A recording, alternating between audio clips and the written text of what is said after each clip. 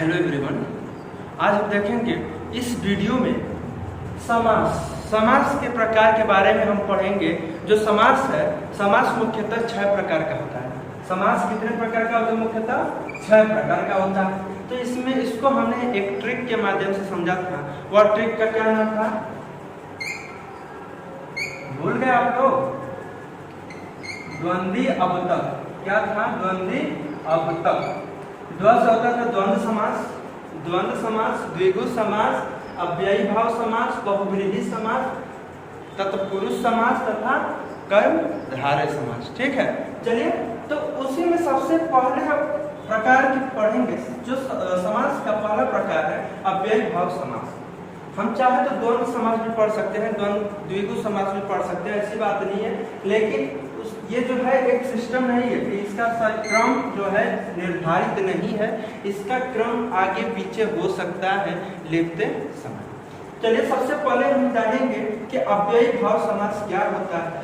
अव्ययी भाव देखिएगा, इस शब्द में क्या एक शब्द है छिपा है, अव्यय शब्द छिपा है। ठीक, अव्ययी भाव समास में क्या है कि अव्यय है। अव्यय क्या होता है कि वे शब्द, अव्यय शब्द है, इसमें क्या होता है? अव्यय की अगर परिभाषा की बात की जाए तो लिखना चाहे तो लिख लीजिए कि वे शब्द जो लिंग वचन बदलने पर भी, वे शब्द जो लिंग वचन बदलने पर भी अपना रूप नहीं बदलते।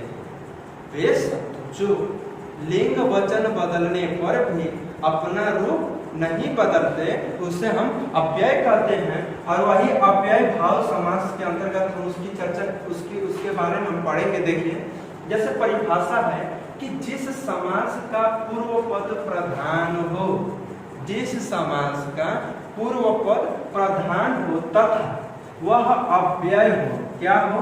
अव्यय हो, तथा द्वितीय पद संज्ञा का हो, द्वितीय पद संज्ञा का हो, तथा दोनों मिलकर क्रिया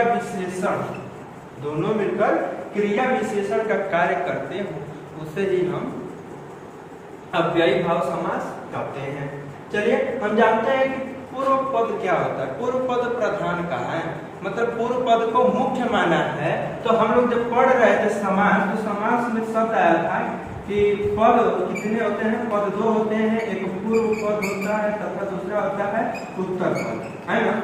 तो पूर्व पद में होता है पहला पद, पूर्व में पहला या पहले, ठीक है। और उत्तर में बाद का पद, बाद का शब्द। पहले वाला शब्द को पूर्व पद तथा दूसरे वाले बाद वाले शब्द को हम उत्तर पद कहते हैं। तो हम यहाँ पे देखते हैं जो पूर्व पद क्या हो रहा है? प्रधान हो रहा है। इसमें अव्ययी भाव समास के अंतर्गत पूर्व पद प्रधान तथा अव्यय हो। अव्यय हमने पढ़ा है कि जहाँ पे लिंग वचन बदलने पर वो अपना रूप नहीं बदलता है, उसे अव्यय कहते हैं। तथा द्वितीय पद जो उत्तर पद है क्या हो? संज्ञा का हो। दूसरा पद क्या हो? संज्ञा। संज्ञा किसी वस्तु, व्यक्ति, स्थान के नाम को हम संज्ञा कहते हैं। तो यहाँ पे दूसरा शब्द क्या हो? संज्ञा का हो। और दोनों पद मिलकर क्या बनाए? क्रिया विशेषण बताए। तो क्रिया, कार्य जो किया जाता है उसकी विशेषता बताए, तो एक क्रिया विशेषण हो गया। तो बताते कार्य करते हो उसे ही हम क्या कहते हैं? अव्ययी भाव समास कहते हैं। चलिए एक और लाइन से समझते हैं, जो है कि वह समास जिसका प्रथम पद उपसर्ग होता है, वह समास जिसका प्रथम पद उपसर्ग होता है, वह अव्ययी भाव समास कहलाता है। तो यहाँ पे क्या है कि अव्ययी भाव समास में ना आपका अव्यय भी होता है, अव्यय पता है, और उसके साथ उपसर्ग भी होता है। उपसर्ग का मतलब होता है, उपसर्ग का अर्थ होता है कि जहाँ पे किसी भी शब्द के पहले कोई शब्द लगाकर जब तीसरा शब्द आता है उसे ही हम क्या कहते हैं? उपसर्ग कहते हैं।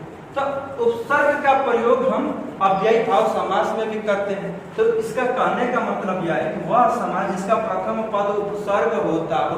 जब आप लोग देख लीजिएगा उपसर्ग पता है, जैसे है उपसर्ग यथा है, प्रति है, और प्रति है, फिर नीर है, आ है, बे है, इस तरह के अनेकों उपसर्ग हैं। तो किसी भी शब्द के आगे अगर दिख जाए उपसर्ग लगा मिले, तो अगर समास की बात की जाए कि इसमें कौन सा समास है, तो आप लोग जहां पे भी उपसर्ग दिखे वहां पे सीधा आप कहेंगे अव्ययी भाव समास है। चलिए हम जानते हैं कि यहाँ पे एग्जाम्पल के माध्यम से समझते हैं। एग्जाम्पल क्या है, देखिए जैसे यथाशक्ति, क्या है यथाशक्ति, यथाशक्ति शक्ति के अनुसार।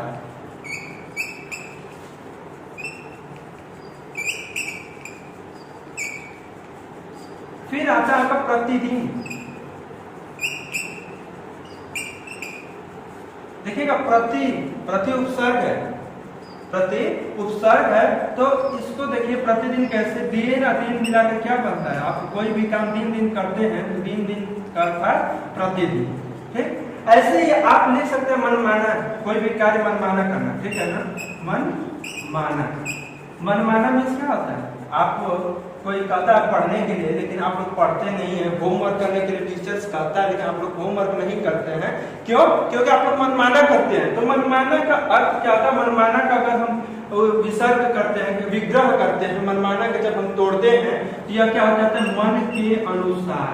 क्या होता है, मन के अनुसार, ठीक है। तो इस तरह के कुछ आप लोग भी एक्सरसाइज कर सकते हैं एग्जाम्पल के द्वारा। तो हमने यहाँ पे क्या समझा कि जहाँ पे उपसर्ग लगा हो तो उसे भी हम अव्ययी भाव समास कहते हैं, तथा जहाँ जिस समास में पहला पद अव्यय हो तथा दूसरा पद संज्ञा पद का हो और दोनों पद मिलकर क्रिया विशेषण का कार्य करते हो तो उसे ही हम अव्ययी भाव समास कहते हैं। चलिए।